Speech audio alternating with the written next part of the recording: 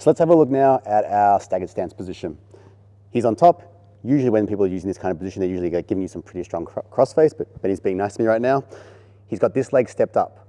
One of the reasons he would step up on this leg is, again, it makes it hard for me to knee lever him. I basically can't knee lever him. Two, he's a very easy step away from now freeing his knee line and working towards 3/4 mount.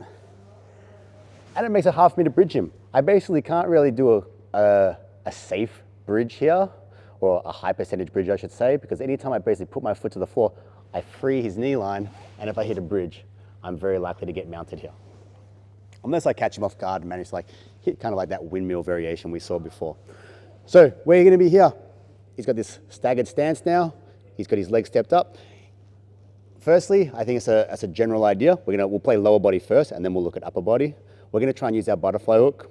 In this scenario, if his foot was kind of like away from my butt here a little bit, you can see I had to stay above his knee line with his top leg, because again, if my leg goes below, he's gonna start to 3/4 mount me. I can use my hamstring and calf on the top of his thigh here to kind of swing my hips out. From this position, I'm still hooking on his leg with this one.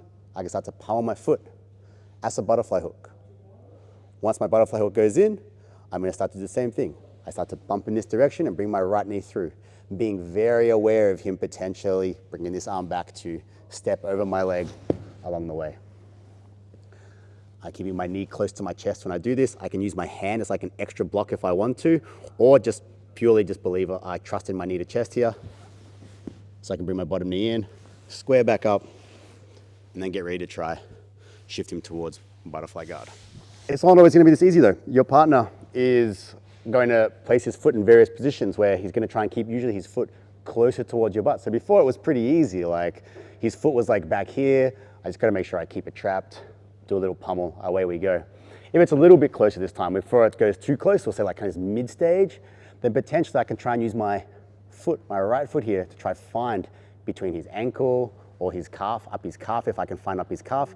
But I'm gonna use this to start to separate it and make a little bit of space for me to place my butterfly hook. Again, once I place my butterfly hook, I can elevate, load him back on, away we go. My personal preference is usually this kind of stepping with with my right foot here. I don't really like to use this kind of one. I know some people like this. You might get it sometimes, it's very good at taking the knee from the butt, but I feel if the guy times this well, when I do this, he just takes his leg back and I can get caught here. So usually I like to use this stepping kind of on his ankle and calf here. So even if he tried to take his leg back here, I've kind of got sticky little monkey foot. I can stay attached to him and then start to work my way out.